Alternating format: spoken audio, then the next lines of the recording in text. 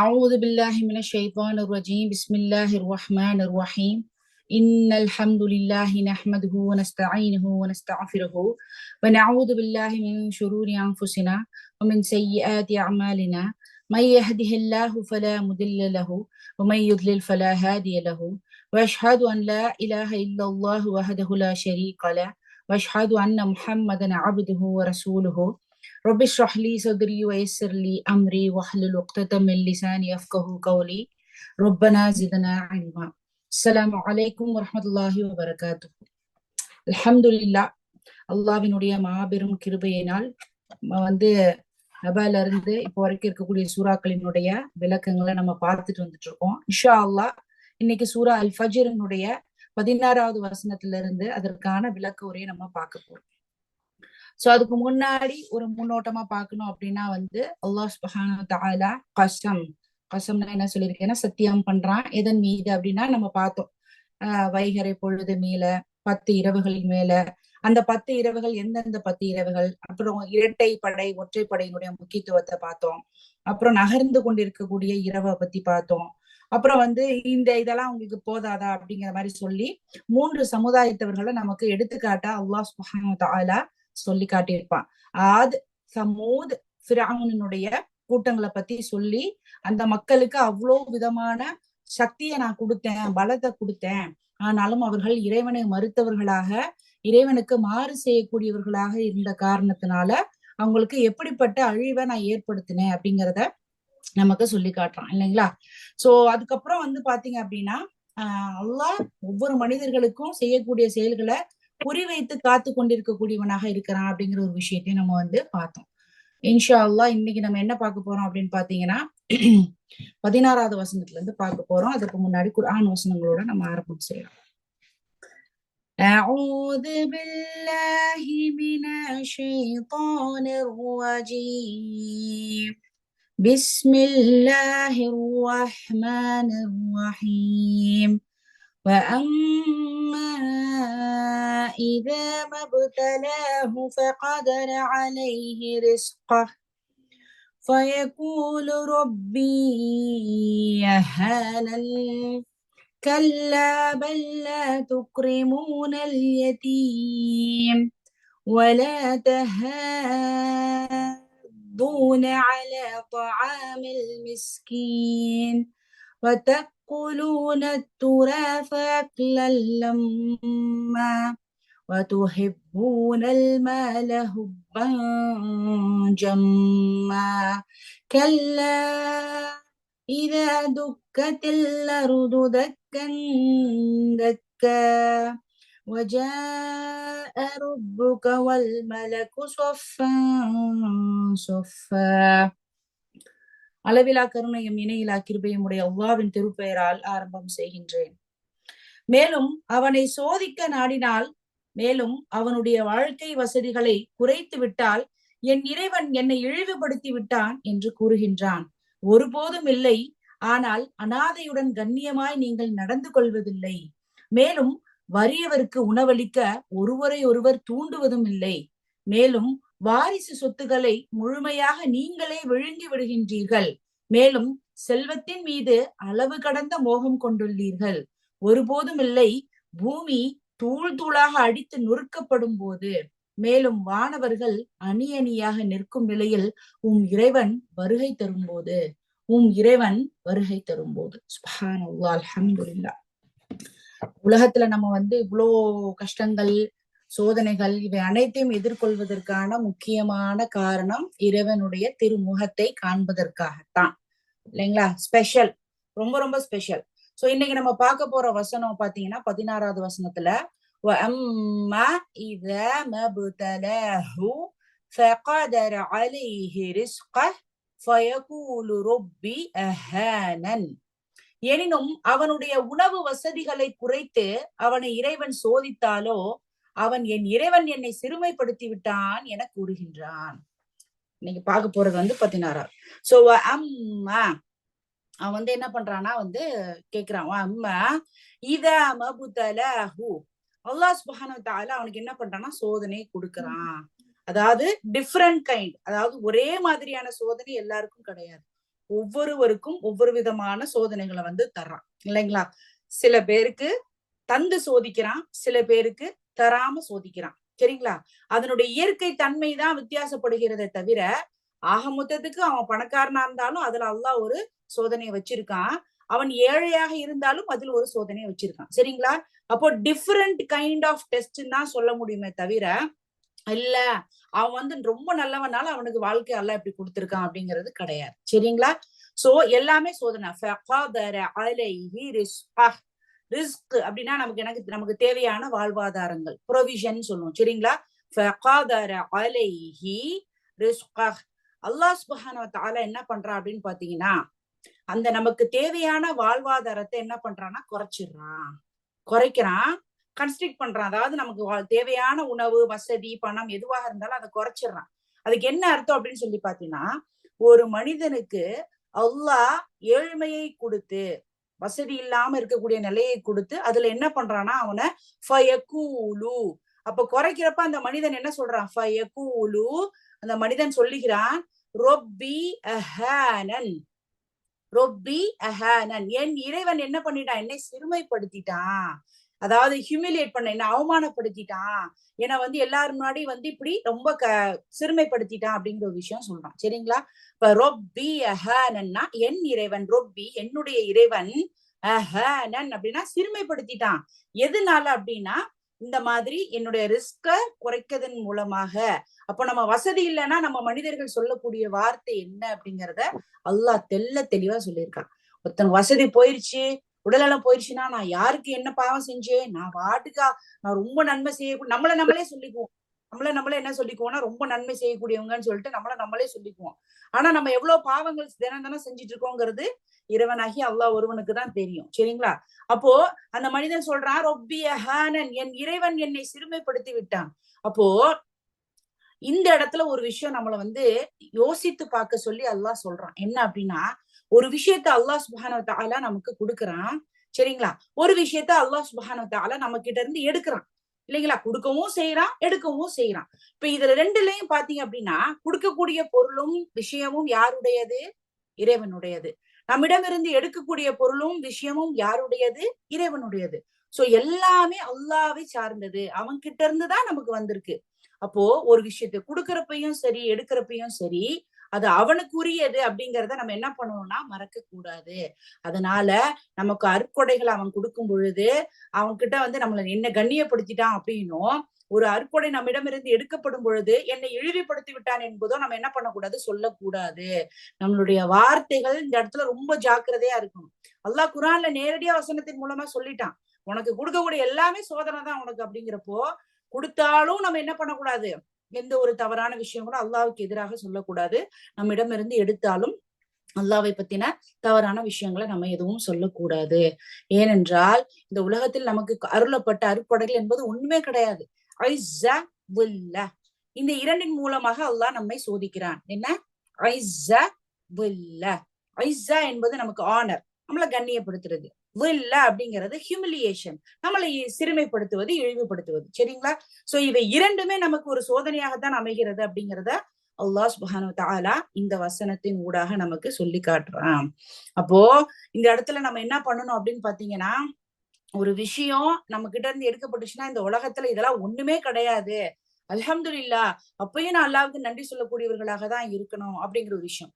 இதுல இன்னொரு விஷயத்தை நம்ம வந்து கத்துக்கொள்ளலாம். இன்னைக்கு நம்ம ரொம்ப வசதி ஆயிட்டோம் திடீர் அப்படின்னா வந்து, நான் எவ்வளவு கஷ்டப்பட்டு சம்பாரிச்சேன், நான் எஃபர்ட் போடலைன்னா இந்த பணம் வந்திருக்குமா, நான் அவனுக்கு சொல்லலைன்னா, இந்த வேலைக்கு சொல்லலைன்னா அவன் அந்த வேலையில போய் சேர்ந்திருப்பானா, நான் அவனுக்கு இந்த பிளான் போட்டு தரலைன்னா அவன் இப்படி முன்னேறி இருப்பானா. சுப்ஹானல்லாஹ், அஸ்தக்ஃபிருல்லாஹ். அல்லாஹ் நம்ம இதை போன்ற வார்த்தைகளிலிருந்து காப்பாற்ற வேண்டும். என்னைக்குமே நான் என்கின்ற வார்த்தை நம்ம வாயிலிருந்து வரக்கூடாது. நான் யாரு தெரியுமா, நான் வந்து என் பேரை சொல்றது, நான் யார் தெரியுமா, நான் இர்ஃபான், நான் யார் தெரியுமா, அஸ்தக்ஃபிருல்லாஹ். அல்லாஹ் நம்ம அதை போன்ற ஆணவத்திலிருந்து நம்மை காப்பாற்ற வேண்டும். நான் என்கின்ற வார்த்தையை நம்ம யாருக்கிட்டையுமே சொல்லவே கூடாது.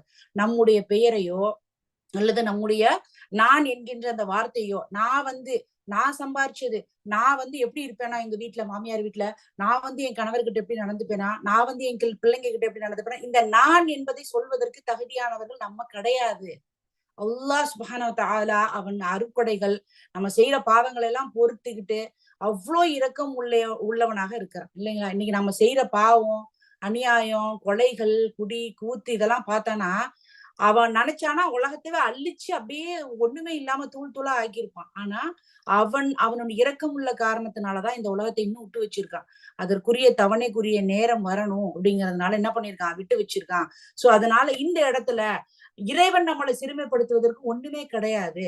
நம்மளை இன்னொரு அதிகப்படியான உயர்ந்த இடத்துல அமர வைக்க வேண்டும் என்கின்ற எண்ணத்தினாலதான் அல்லாஹ் இதை ஒரு சோதனை களமாக நமக்கு கொடுத்திருக்கான் அப்படிங்கறதை உணரக்கூடியவர்களாக இருக்கணும். அப்போ நம்ம ஒரு பணமோ இல்லது நமக்கு உடல் ஆரோக்கியமோ இல்ல பதவியோ இதெல்லாம் நமக்கு ஒரு மிகப்பெரிய ஒரு அந்தஸ்தை தருதா அப்படின்னு கேட்டா கண்டிப்பா கிடையாது. யார் இந்த தகுதிக்கு உடையவர்களாக இருக்கிறாங்க அப்படின்னு சொல்லி பாத்தீங்க அப்படின்னா وَأَمَّا إِذَا مَا ابْتَلَاهُ فَقَدَرَ عَلَيْهِ رِزْقَهُ فَيَقُولُ رَبِّي أَهَانَنِ. நினைவில் வைத்துக் கொள்ளுங்கள். ஃபயகூலு என்ன சொல்றாங்க இந்த இடத்துல அல்லாஹ் சுப்ஹானஹு வ தஆலா நாம் சொல்லக்கூடிய ஒவ்வொரு விஷயங்களையும் கண்காணிச்சிட்டு இருக்கான். அப்போ கஷ்டத்திலும் சரி நலவிலும் சரி நம்ம அவனுக்கு நன்றி செலுத்தக்கூடியவர்களாக இருக்கணும். சோதனை சோதனை நம்ம மறுமையில சொர்க்கத்தை அடைய வேண்டும் என்பதற்கான இது சோதனை களம் தான். சூரத்துல் ஜுமர்ல 49வது வசனத்துல அல்லாஹ் சுப்ஹானஹு வ தஆலா சொல்றான். என்ன சொல்றான் அப்படின்னு பாத்தீங்கன்னா, இங்க என்ன பண்றான், இங்க அவன் தன்னை வெளிப்படையா பகட்டாக காட்டிக் கொள்கிறான். அவன் என்ன பண்றான், அல்லாஹ்வினுடைய நியாமத்துக்களை ஏற்றுக்கொள்வது கிடையாது. சரிங்களா. இதுதான் மனிதனுடைய தவறாக இருக்கிறது. உண்மையான கண்ணியம் என்பது, உண்மையான ஆனர் அப்படிங்கிறது எது அப்படின்னு சொல்லி பாத்தீங்கன்னா பணம் கிடையாது. அல்லாஹ் குர்ஆன்ல சொல்லி காட்டுறான், இன்ன அக்ரமக்கும் இன்தல்லாஹி அத்காக்கும். என்ன சொல்றான், உண்மையான கண்ணியம் என்பது தக்குவா. யார் இறைவனுக்கு பயந்து தன்னுடைய செயல்களை அல்லாவிற்காக மாற்றம் செய்து தன்னுடைய செயல்முறைகளை செயல்பாடுகளை அழகாக்கி கொள்கிறார்களோ அவர்கள்தான் கண்ணியமிக்கவர்கள். சரிங்களா.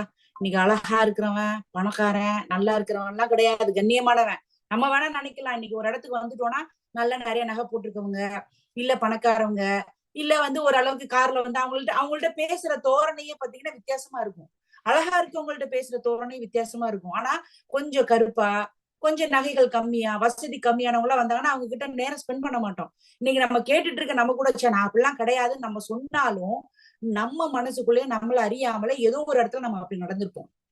ஏன்னா இவங்க இவ்வளவு கருப்பா இருக்காங்க, இவங்க அவ்வளவு வசதியானவங்க கிடையாது, சரி கொஞ்சம் இதா பேசுவோம், இவங்க வீட்டுல நிறைய பொம்பளை பிள்ளை இருக்காங்க, இவங்க என்ன அப்படிங்கிற மாதிரி ஏதாவது ஒரு பாக்குற பார்வையோ பேசுறது கூட கிடையாது. பாக்குற பார்வையிலேயே அவங்க குறைத்து மதிப்பிடுறதுங்கிறது தவறான செயல். சரிங்களா.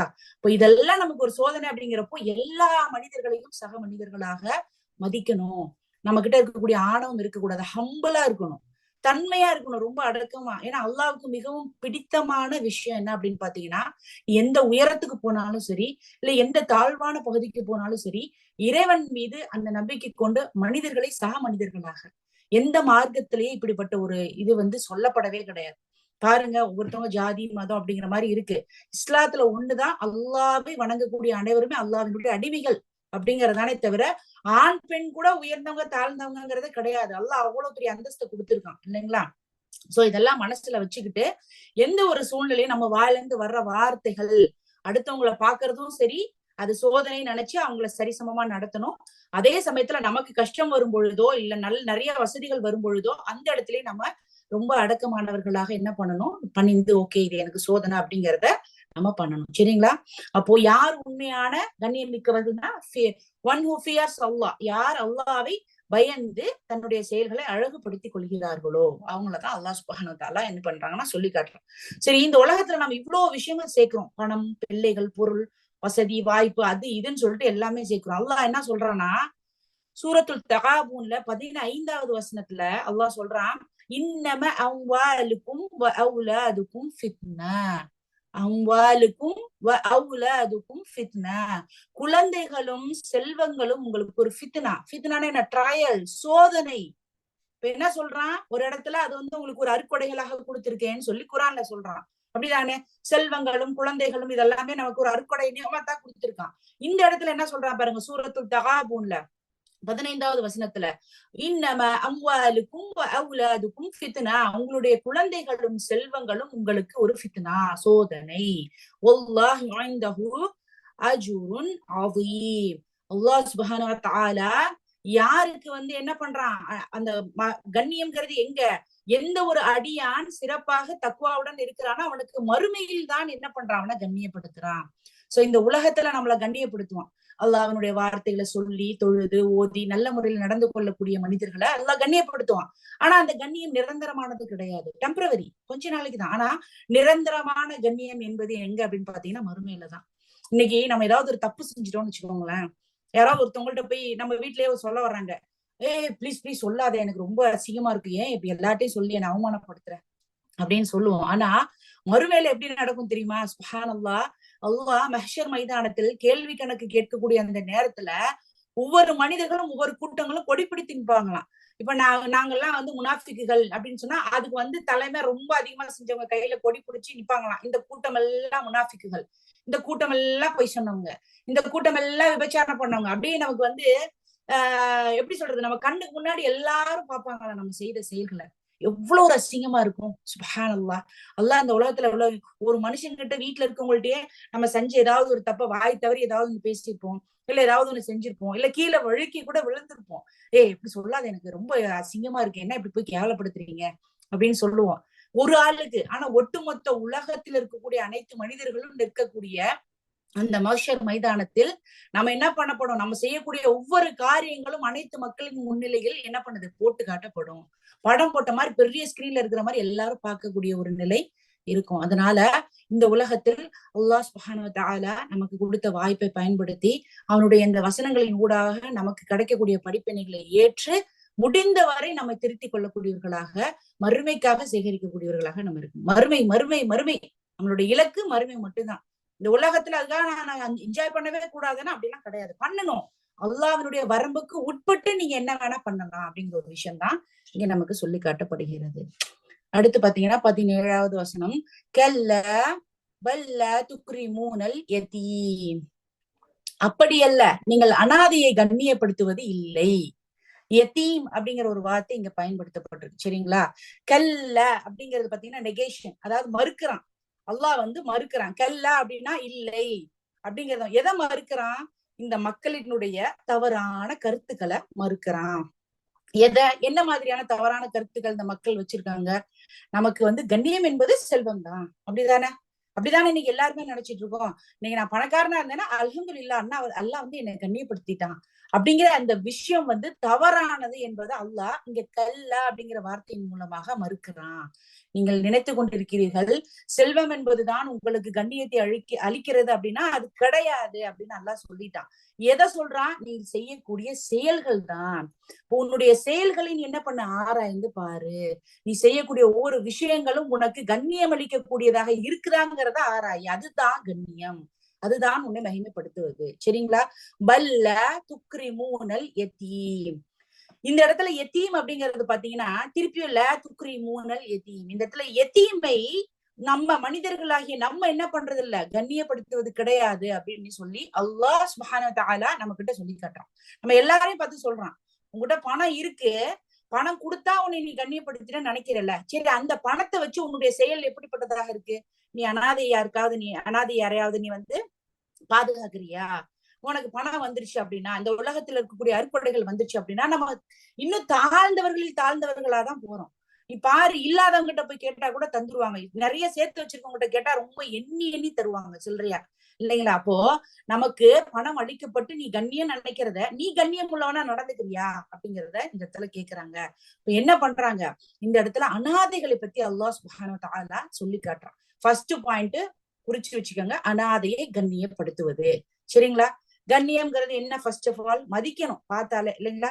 முன்னாடி வசனத்துக்கு நம்ம போவோம். முன்னாடி வசனத்துல என்ன போட்டிருக்கு, என்ன ஆமா நம்ம என்ன பண்ணிருக்கோம், எனக்கு அல்லாஹ் அருட்கொடைகளை கொடுத்தா அதுதான் கண்ணியம் நினைச்சிருக்கேல, அப்போ முன்னாடி வசனத்துல அப்படி நினைக்கிறோம். அதே பணத்தை கொண்டு நீ என்ன பண்ற, இந்த உலகத்துல நீ என்ன பண்றன்னா செய்யறியா, அல்லாவோட பயத்தோட, ஐயோ இந்த அனாதைகளுக்கு நம்ம செய்யணும், இந்த அருட்கொடையான்னு நினைக்கிற இந்த பணத்தை செய்யணும்னு சொல்லிட்டு நினைக்கிறியா? அப்போ இங்க பல்ல துக்ரிமூனல் யதீம், யதீம் அதுக்கு என்ன அர்த்தம் அப்படின்னு சொல்லி பாத்தீங்கன்னா, நாம் இங்கு அனாதைகளை என்ன பண்ணுவது கிடையாது, அவர்களை கண்ணியப்படுத்துவது கிடையாது. போய் நம்மளுடைய செயல்களை உற்று நோக்குங்க.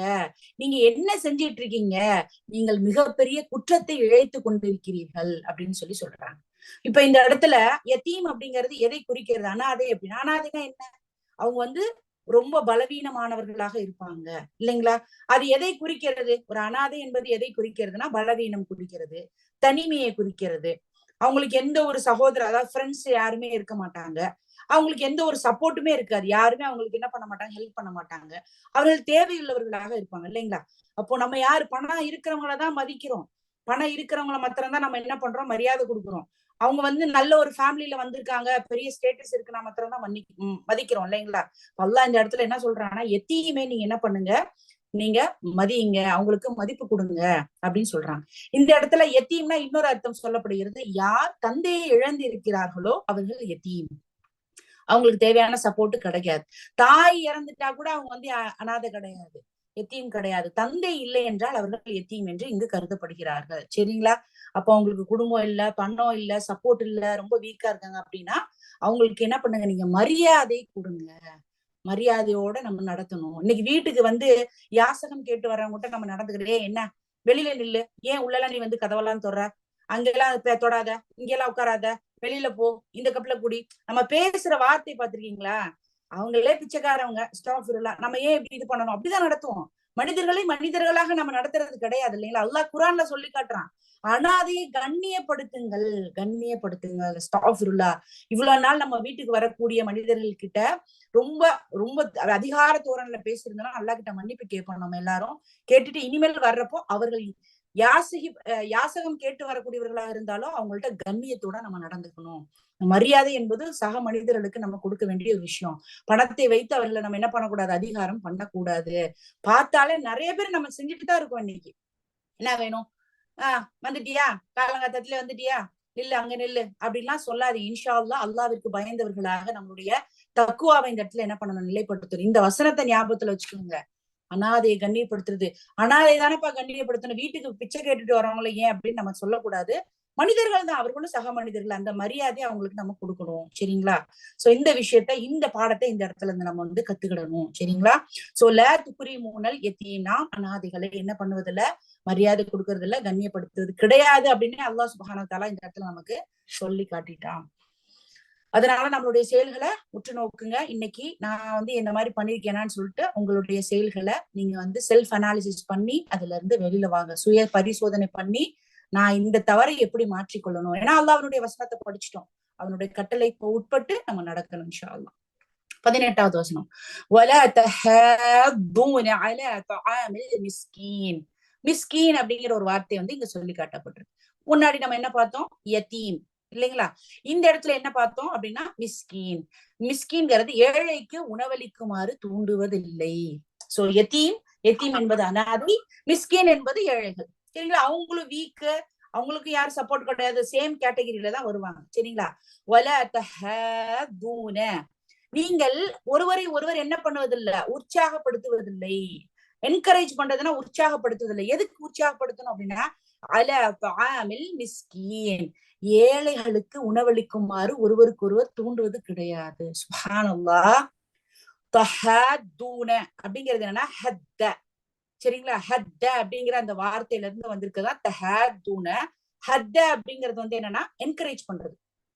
கொடுங்களேன், நீங்களும் அவங்களுக்கு எல்லாம் செய்யுங்களேன், நிறைய உதவி பண்ணுங்க, மோட்டிவேட் பண்றது. நீங்க வந்து இந்த மாதிரி செஞ்சீங்கன்னா அல்லாஹ் உங்களுக்கு வந்து தருவான். சோ நம்ம போய் ஒருத்தவங்களுக்கு உதவி செய்யறதுங்கிறது ஒரு விதம். நீங்க செய்ய மாட்டேங்கிறீங்க, செய்யுங்க அப்படிங்கறத அல்லாஹ் சொல்லிட்டான் ஃபர்ஸ்ட். எத்தீம்கெல்லாம் நீங்க வந்து அவங்கள மரியாதை கொடுங்க, அவங்களுக்கு உதவி பண்ணுங்கிறத சொல்லிட்டான் ஃபர்ஸ்ட்.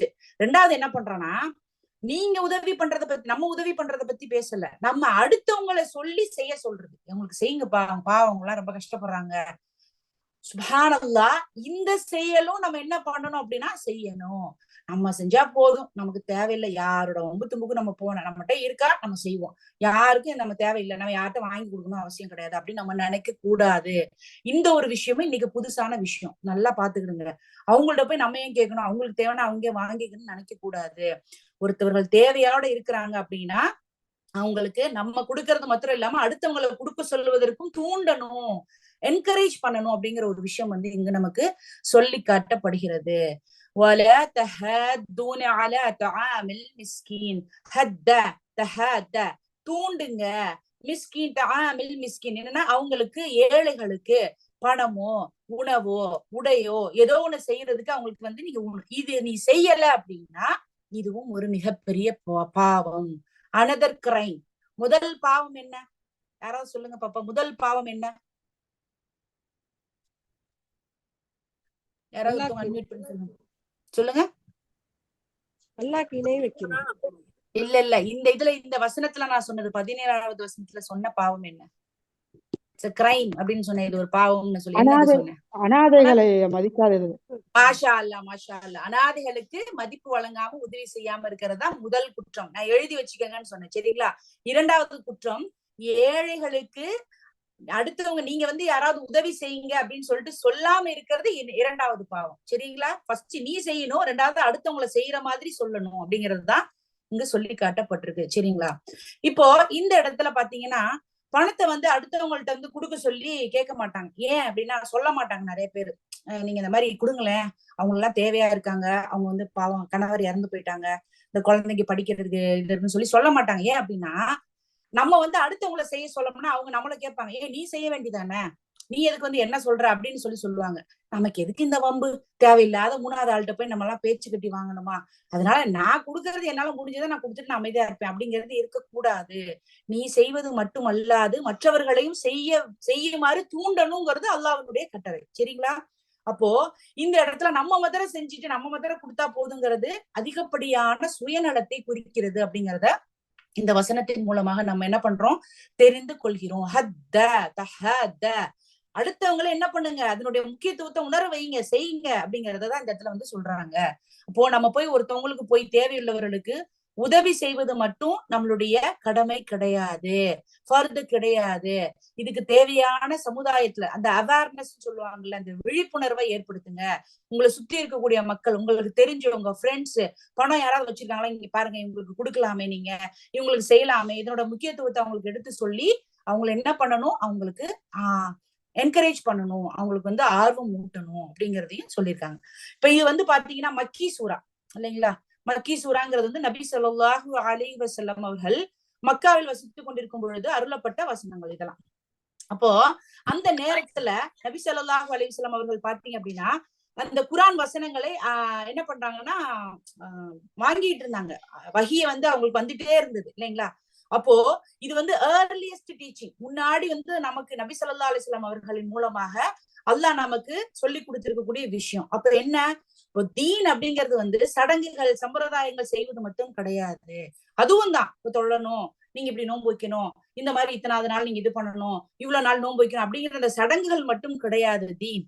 தீன் என்பது சமுதாய நீதியும் தான் மிகப்பெரிய ஒரு தீன்ல ஒரு பகுதி அப்படிங்கறத சொல்றாங்க.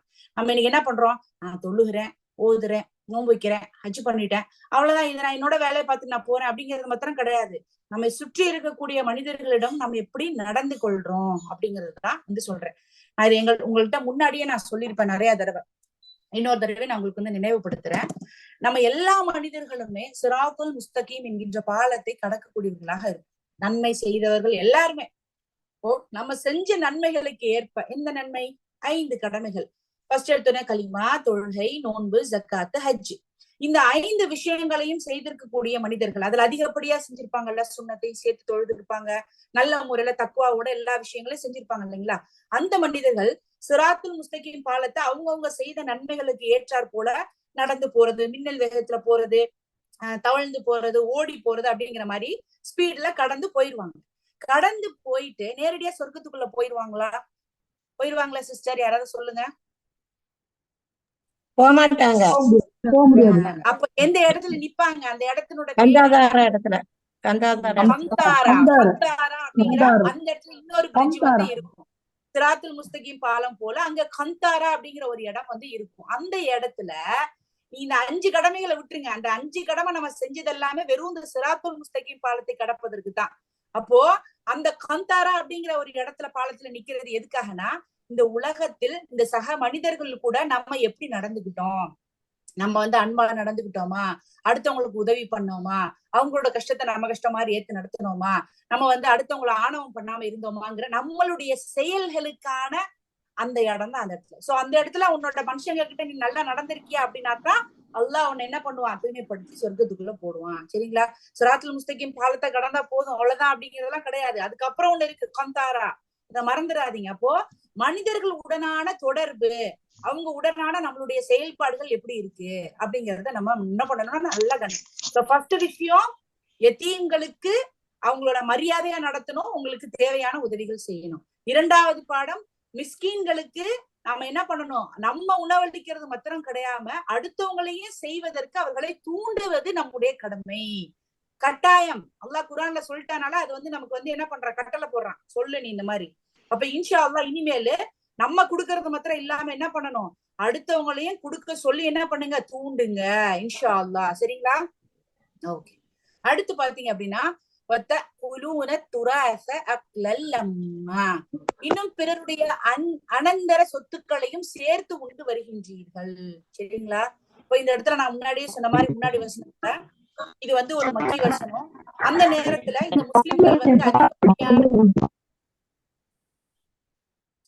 இந்த முஸ்லிம்கள் வந்து அதிகப்படியான தேவையுடையவர்களாக இருந்தாங்க இல்லைங்களா? ஏன்னா இஸ்லாத்துக்கு வரும் பொழுது இந்த மக்கள் எல்லாம் சொத்துக்கள் எல்லாம் விட்டுட்டு துறந்து அவங்க என்ன பண்றாங்க, ஹிஜ்ரா வந்து வந்தாங்க. அப்போ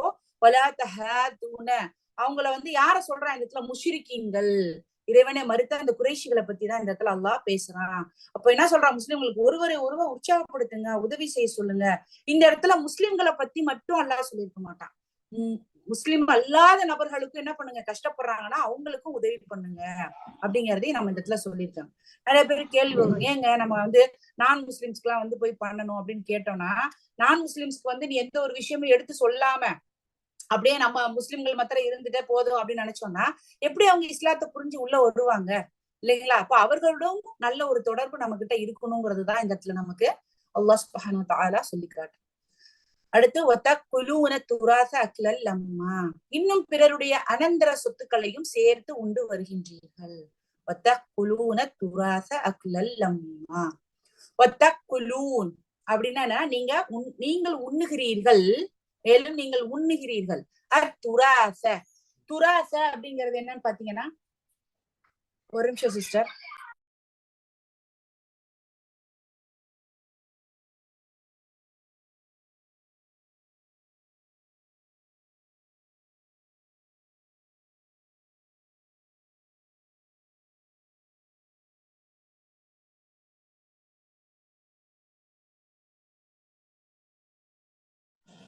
ஓகே. சோ இந்த இடத்துல வந்து வத்தக்குலூன அப்படிங்கிறது வந்து மேலும் நீங்கள் உண்ணுகிறீர்கள். எதை உண்றீங்க? துராஸ. துராஸ அப்படிங்கிறது வந்து இந்த இடத்துல என்னன்னு பாத்தீங்கன்னா சொத்துக்கள், இன்ஹெரிட்டன்ஸ். அதாவது சாதாரண அல்ல, பரம்பரை. இப்போ ஒருத்தவங்க வந்து இறந்து போயிடுறாங்க அப்படின்னா அவங்களோட சொத்துக்கள். சரிங்களா? அப்ப இன்ஹெரிட்டன்ஸ் பரம்பரை சொத்து. சரிங்களா? துராஸங்கிறது பரம்பரை சொத்து. இப்ப இந்த இடத்துல என்ன சொல்ல வர்றாங்க, இங்க சொத்துக்களை, பரம்பரை சொத்துக்களை நீங்க உண்ணுகிறீர்கள். யாருடைய பரம்பரை சொத்துக்கள் நீங்கள் உண்ணுகிறீர்கள் கேட்டா உங்களுடைய பங்கா? இப்ப நமக்கு நம்மளுடைய முன்னோர்கள் அத்தா அம்மா தாத்தா பாட்டி எல்லாம் சொத்து வச்சு போயிரு, அதை நீங்க உண்றீங்களா? அதவா சொல்றான்? இல்ல, இந்த இடத்துல அடுத்தவர்களுடைய சொத்துக்களை உண்ணுவதை பத்தி பேசுறான். அப்போ அக்லல், அக்லல் அப்படிங்கிறது வந்து என்னன்னா, நீங்க சாப்பிடுறீங்க, எப்படி சாப்பிடுறீங்க, யாரோட சாப்பிடுறீங்க அப்படின்னு சொல்லி பாத்தீங்கன்னா அடுத்தவர்களுடைய சொத்துக்களை, அடுத்தவங்களுடைய பரம்பரை சொத்தை. இப்ப இந்த இடத்துல குறிப்பிடப்படுவது என்னன்னு பாத்தீங்கன்னா, யாரோ ஒருத்தவங்க இறந்து போயிட்டாங்க, ஒரு தகப்பனார், அவங்களோட குழந்தை அனாதையா இருக்கு. அப்ப நம்மளை வந்து நம்மளுடைய சார்புலாம் விட்டுட்டு போறாங்க, நீங்க பாத்துக்கோங்க. அப்ப நம்ம என்ன பண்றோம், நான் தானே இந்த பிள்ளைய பாத்துக்கிறேன், அதனால இந்த சொத்தை நான் வந்து அனுபவிக்கிறதுக்கு எனக்கு உரிமை இருக்குன்னு சொல்லிட்டு நம்ம வாட்டுக்கு என்ன பண்றோம். சோ அதான் இந்த இடத்துல அல்லாஹ் பேசுறான். இப்போ வதக்குலூன துராஸ அக்லல் லம்மா, நம்ம இந்த பரம்பரை சொத்தாகி அடுத்தவங்களுடைய அந்த சொத்துக்களை வந்து என்ன பண்றாங்க, நம்ம வந்து ஏமாத்தி சாப்பிடுறோம். அது வந்து மிகப்பெரிய ஒரு பாவம் என்பதை சொல்றாங்க. மூணாவது விஷயம், ஃபர்ஸ்ட் என்னது, எத்தீம்களுக்கு அவங்கள நம்ம என்ன பண்ணணும், நல்ல முறையில கண்ணியப்படுத்தணும், தேவையானதை செய்யணும். இரண்டாவது, மிஸ்கீன்களுக்கு உதவி செய்யுங்கன்னு சொல்லி நம்மளும் செஞ்சுட்டு அடுத்தவங்களையும் செய்யற மாதிரி நீங்க தூண்டணும். மூணாவது, நம்ம அடுத்தவங்களுடைய சொத்துக்களை என்ன பண்ணக்கூடாது, ஏமாத்தி சாப்பிடக்கூடாது. இப்ப இந்த இடத்துல பாத்தீங்கன்னா அந்த காலத்துல குறைஷியர்கள் அரபு மக்களிடையே நபி ஸல்லல்லாஹு அலைஹி வஸல்லம் அவங்களுடைய காலத்துல இருந்த ஒரு வழக்கம் என்ன அப்படின்னு பாத்தீங்கன்னா, இந்த அனாதை குழந்தைங்க, அவங்க அதுக்கப்புறம் இந்த பெண்கள், கணவன்லாம் இறந்து போன பெண்கள் இருப்பாங்கல்ல அவங்க, பலவீனமானவர்கள், அதுக்கப்புறம் வந்து ரொம்ப நசுக்கப்பட்டு ஒடுக்கப்பட்டவர்கள் இருப்பாங்கல்ல, அவங்களோட சொத்துக்கள் எல்லாம் என்ன பண்ணுவாங்கன்னா, இந்த குறைஷிகள், இந்த அரபியர்கள் என்ன பண்ணுவாங்கன்னா, அவங்களே எடுத்து என்ன பண்ணுவாங்கன்னா கேட்க மாட்டாங்க. ஏன்னா கேட்கறதுக்கு யாரும் கிடையாது இல்ல, யாரும் கேட்க போறது கிடையாது. இந்த பொம்பளை வந்து என்ன சொல்லிட போறா, இந்த குழந்தை என்ன பேசிட போகுது, இந்த பலவீனமானவங்க என்ன சொல்லிட போறாங்கன்னு சொல்லி தைரியத்துல அவங்களுடைய இந்த சொத்துக்கள் எல்லாம் எடுத்து இவங்க என்ன பண்ணுவாங்கன்னா அவங்க அவங்க அனுபவிச்சுக்குவாங்க. சரிங்களா? ஏன்னா பொதுவாவே மனுஷன்னு பாத்தீங்கன்னா ஒரு பேராசை உடையவனாக தான் இருக்கிறான். இங்க இருக்கிற எல்லாருமே கேட்டோம்னா, நான்லாம் அப்படி கிடையாது, எனக்கு அந்த எண்ணம் எல்லாம் கிடையாதுன்னு கிடையாது, அது பொய். எல்லா மனிதர்களுக்கும் மனசுக்குள்ள ஒரு பேராசை நம்மள அறியாமலே இருக்கும். இது மனிதனுடைய இயல்பு என்று அல்லாவே சொல்லி காட்டுறான் இல்லைங்களா? அப்போ நம்ம கிட்ட இந்த பேராசை இருக்கு, நம்ம கிட்ட இருக்கக்கூடிய எல்லா கெட்ட எண்ணங்களும் இருக்கு. ஏன்னா மனிதர்கள் நம்ம. ஆனா அந்த விஷயங்களில் இருந்தெல்லாம் நம்ம என்ன பண்ணணும், மீறி அல்லாஹ்வினுடைய உதவியை கொண்டு அவனிடம் நம்ம என்ன பண்ண, உதவியை கேட்டு மீண்டு வருவது, இதுதான் சோதனை. நம்ம பெர்ஃபெக்ட்டா நம்ம வந்து நபி ஸல்லல்லாஹு அலைஹி வஸல்லம் அவங்கள மாதிரி வந்து அல்லாஹ் வந்து நம்மள கொடுக்கல. அப்படிப்பட்ட சிறந்த மனிதருக்கு அல்லாஹ் அவ்வளவு சோதனைகளை கொடுத்தாங்க. தாயிப் நகரத்துல ரத்தம் சொட்டுச்சு, கல்லால அடிச்சாங்க, வார்த்தைகளால வசப்பாடுனாங்க, பைத்தியம் மஜ்னூன்னு சொன்னாங்க, சூனியக்காரன்னு சொன்னாங்க. அஸ்தக்ஃபிருல்லாஹ். அவ்வளவு பெரிய சிறந்த மனிதருக்கு இவ்வளவு சோதனைகளை அல்லாஹ் கொடுத்திருக்கான் அப்படின்னா, நம்ம எல்லாம் மனசுல அளவுல பேராசை கொண்டு, பொறாமை கொண்டு, பொய் சொல்லி எவ்வளவு விதமான பாவங்களை செஞ்சுக்கிட்டு இருக்கக்கூடிய மனிதர்கள் நம்ம என்ன பண்ணணும், அல்லாஹ்வோட உதவி தேணும். அப்போ இந்த இதெல்லாம் சொல்றான், மிஸ்கீன்களுக்கு இப்படி பண்ணுங்க, எத்தீம்களுக்கு இப்படி பண்ணுங்க, அதே போல நீங்க அடுத்தவங்களோட சொத்துக்களை எடுக்காதீங்க, அதெல்லாம் மிகப்பெரிய பாவம் அப்படின்னு சொல்றாங்க. இப்ப அரபுகள் தான் வந்து இந்த மாதிரி பண்ணாங்க, அரபியர்கள் தான் இப்படி எல்லாம் பண்ணிருக்காங்க, நம்ம எல்லாம் பண்ணலன்னு கேட்டா இல்ல. மேலை நாடுகள்ல நீங்க மேற்கத்திய கலாச்சாரம், வெஸ்டர்ன் கல்ச்சர்ன்னு சொல்றாங்கல்ல, இன்னைக்கு அமெரிக்காவுக்கு நீ போனாலும் சரி, ஆஸ்திரேலியாவுக்கு போனாலும் சரி, இந்தியாவுக்கு தமிழ்நாட்டுக்கு போனாலும் சரி, இந்த மாதிரியான சுயநலம் அணுகுமுறை வந்து அதிகமா இருந்துட்டேதான் இருக்கு. சோ மனிதனுடைய மிகப்பெரிய பேராசை, சுயநலம் இந்த இடத்துல நமக்கு சொல்லி காட்டப்படுகிறது. அனாதைகளை கண்ணியப்படுத்துங்க, எத்தீம்களுக்கு உதவி செய்ய சொல்லி மத்தவங்கள தூண்டுங்க, அடுத்தவருடைய சொத்தை நீங்க என்ன பண்ணாதீங்க, அபகரிக்காதீங்க அப்படிங்கறத சொல்றாங்க. நான் மாத்திரம் சாப்பிட்டா போதும், நான் மாத்திரம் நல்லா இருந்தா போதுங்கிறது மனிதனுடைய விஷயமா எல்லாம் சொல்லல. சோதனையே நான் சாப்பிட்டேனா, என்னை சுத்தி இருக்கவங்க சாப்பிட்டாங்களா கஷ்டம் இல்லாம, என் குடும்பத்துல இருக்கவங்க கஷ்டப்படாம இருக்காங்களா, நான் வந்து உடல் நலத்தோட இருக்கிறேன், அடுத்தவங்களுக்கும் உடல்நலம் இல்லாம கஷ்டப்படுறாங்கன்னா அவங்களுக்கு எப்படி உதவி செய்யறது அப்படிங்கறத யோசிக்கணும். இன்னைக்கு பாத்தீங்கன்னா இன்னொரு விஷயம் இதுல நம்ம கத்துக்கலாம், இன்ஹெரிட்டன்ஸ், சொத்துக்கள் அப்படின்னு நம்ம சொல்றோம். இப்ப அனாதை குழந்தைகளை பத்தி நம்ம பேசுறோம். நம்ம வீட்டுக்குள்ள இன்னைக்கு நம்மளுடைய தாய் தகப்பனோ அல்லது நம்மளோ சேர்த்து வைக்கக்கூடிய சொத்துக்களை நம்மளுடைய குழந்தைகளுக்கு இஸ்லாத்தினுடைய ஷரியத் சட்டப்படி பிரிச்சு கொடுக்குறோமா? எத்தனை பேர் கொடுத்திருக்காங்க சொல்லுங்க? இன்னைக்கு எத்தனை பேர் கொடுத்துக்கிட்டு இருக்கோம் சொல்லுங்க? இல்ல. இன்னைக்கு என்ன பண்றோம், எனக்கு பிடிச்ச பிள்ளையா, பொம்பளை பிள்ளை, இந்த பிள்ளைக்கு நான் கூட எழுதி வைப்பேன், எனக்கு பிடிச்ச பையனா, இவனுக்கு பையனா இருக்கிறதுனால எல்லா சொத்தும் இவனுக்கு தான், இல்ல யாருக்குமே கிடையாது, அவங்க ரெண்டு பேரும் என்னை சரியாவே பார்க்கல, நான் மூணாவது ஆளுக்கு எழுதி வைக்கிறேன். கிடையவே கிடையாது.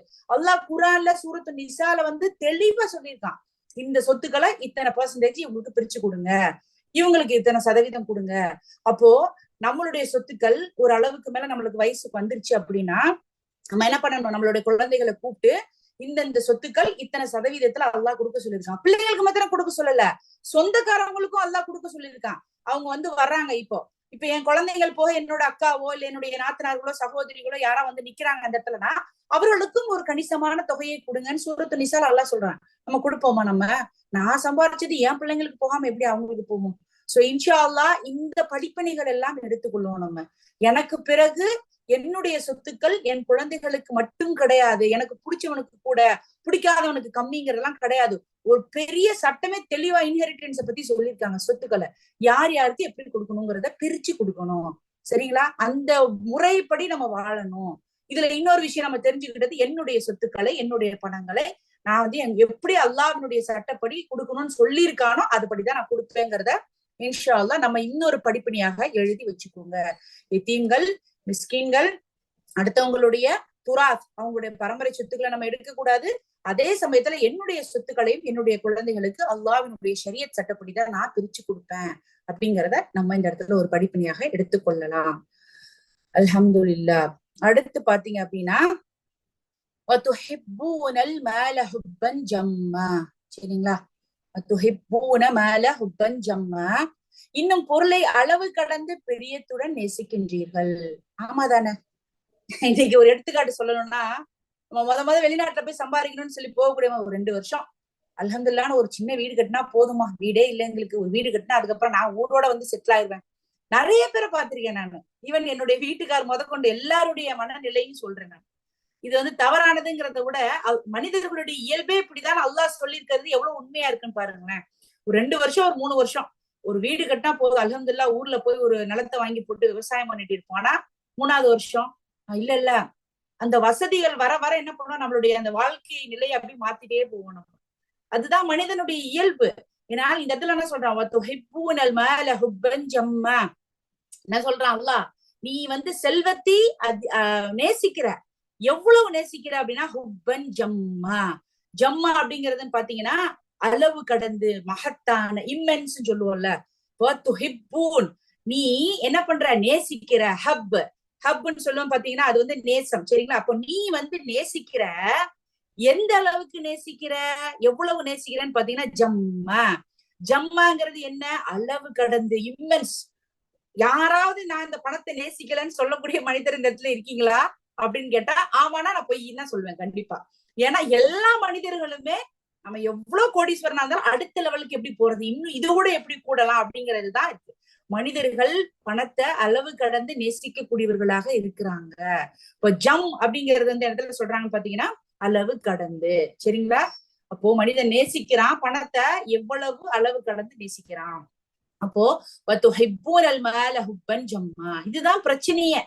என்ன அப்படின்னு சொல்லி பார்த்தா, நமக்கு வந்து பணம் இருந்துச்சுன்னா சந்தோஷப்படுறோம். அப்பா அல்ஹம்துலில்லாஹ், நினைச்சுதான் நான் வாங்குறேன், நான் கார்ல போறேன், நான் பிளைட்ல போறேன், அங்க போறேன், இங்க போறேன் அப்படின்னு சொல்லிட்டு. ஆனா பணம் இல்ல அப்படின்னா என்ன பண்றான், அப்படியே அவன் வந்து தோல்வி சோர்வடைஞ்சு அவன் வந்து சந்தோஷத்தை இழந்துடுறான் இல்லைங்களா? சோ பணம் இருக்கிறவன் அடுத்த நிலைக்கு என்ன போறான், அதிகமா இன்னும் சேர்க்கணும்னு சொல்லிட்டு கஞ்சத்தனம் உடையவனாக மாறி விடுகிறான்.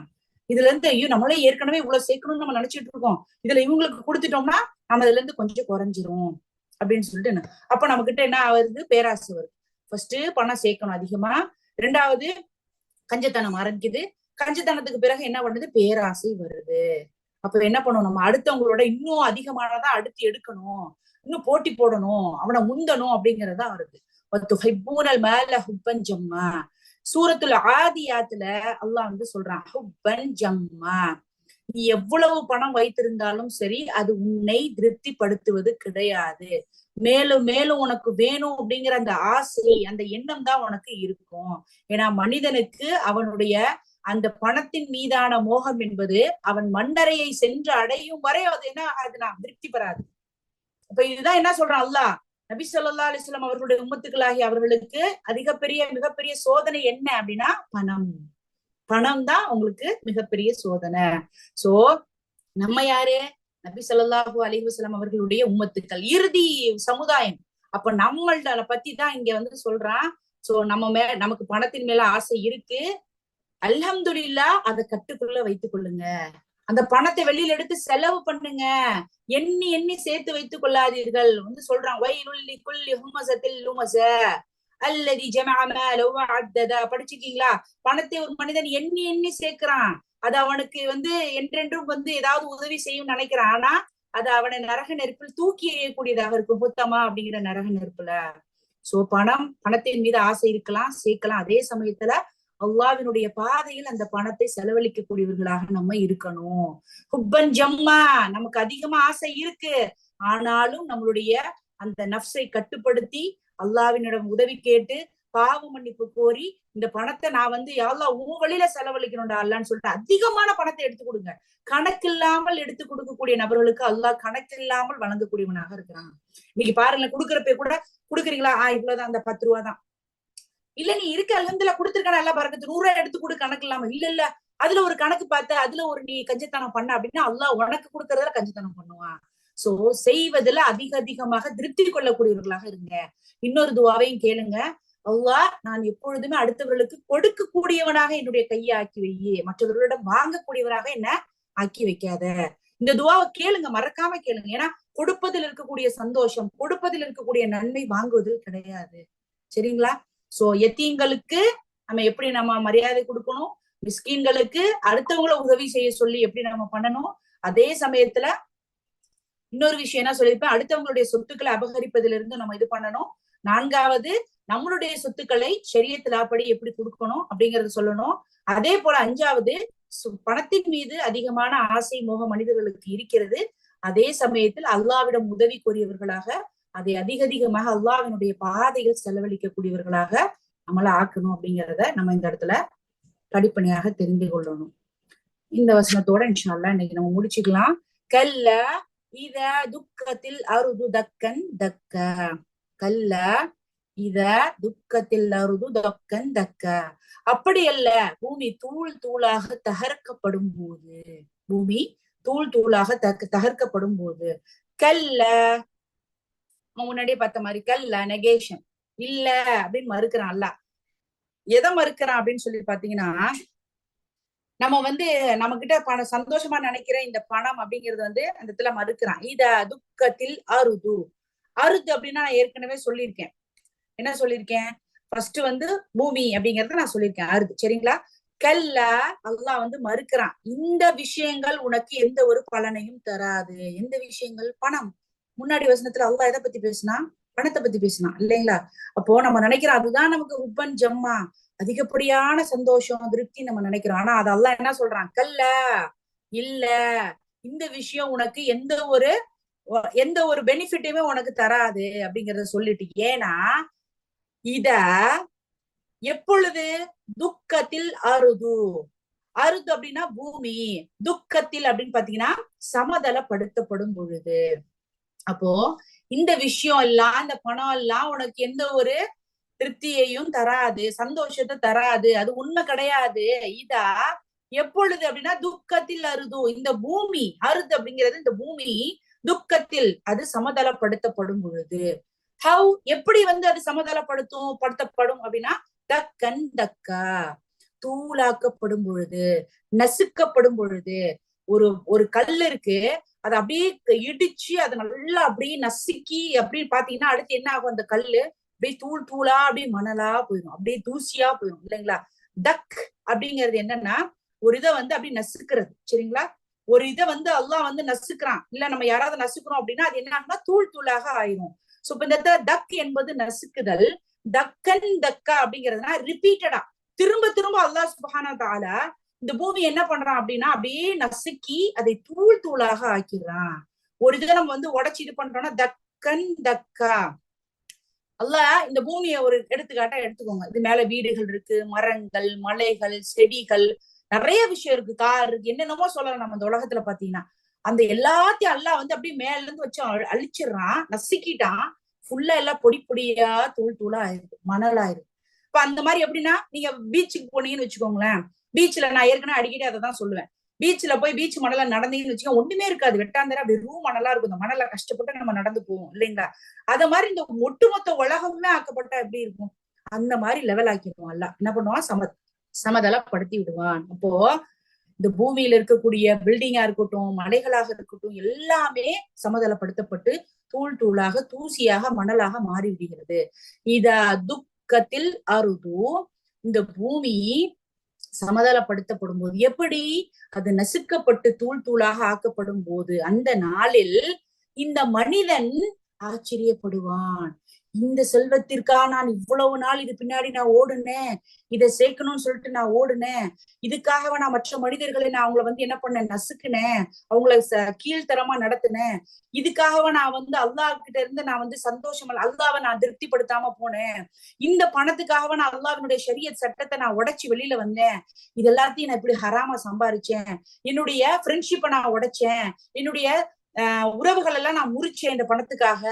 இப்ப இந்த பணம் அந்த மறுமை நாளில் இந்த உலகத்தில் இருக்கக்கூடிய அனைத்து விஷயங்களும் நசுக்கப்பட்டு தூள் தூளாக ஆக்கப்படும் போது அந்த நாள் எப்படி பண்ணது? அது ஏதாவது உங்களுக்கு பலன் அளிச்சுச்சா? அப்ப அந்த மனுஷன் சொல்லலாம், இது எனக்கு என்ன கொடுத்துச்சு? ஒரு பலன் இல்லையே, நான் இது எவ்வளவுத்தையும் சேகரிச்சேனே, இது நான் அந்த இடத்துல அல்லாஹ்வுடைய வழியில செலவழிச்சிருந்தா கூட அதற்கான நன்மை எனக்கு கிடைச்சிருக்கும். ஆனா என்னுடைய இந்த பேராசை என்பது என்ன பண்ணுது என்ன மனசுல என்ன சொல்லுச்சு, இல்ல இல்ல நீ இவ்வளவு சம்பாதிக்கிற, அனுபவிக்கிறதுக்கு தான் நீ பிறந்திருக்க, அதெல்லாம் அனுபவி அப்படின்னு சொல்லி சொல்லி கொடுத்துச்சே, இந்த பணம் எனக்கு ஒண்ணுமே கிடையாது அப்படின்னு சொல்லிட்டு மனிதன் அந்த நாளு என்ன பண்ணுவான், ஒண்ணுமே செய்ய முடியாம ஆயிருக்கும். சோ நமக்கு அல்ஹம்துலில்லாஹ் இப்போ இந்த வசனத்தை அல்லாஹ்வினுடைய இந்த வார்த்தைய நமக்கு அல்லாஹ் கற்றுக்கொள்ளக்கூடிய ஒரு வாக்கியத்தை கொடுத்திருக்கான். இந்த ஆப்பர்ச்சுனிட்டி நம்ம பயன்படுத்தி இன்ஷா அல்லாஹ் பணம் என்பது நமக்கு ஒரு சோதனை, அதை நம்ம முடிஞ்ச வரைக்கும் ஏழைகளுக்கும் எளியவர்களுக்கும் அனாதைகளுக்கும் கொடுத்துட்டு நம்ம எப்படி இது பண்ணணுங்கிறத பாக்கணும். சோ பணம் வச்சிருக்கவங்களுக்கு எல்லாம் பாருங்க, இனிமேல் பணக்கார நான் ஹாப்பி அப்படின்லாம் சொல்லிடாதீங்க. ஒவ்வொரு ரூபாய்க்கும் அல்லாஹ் கிட்ட நம்ம கேள்விக்கு எனக்கு பதில் கொடுக்கணும். சரிங்களா?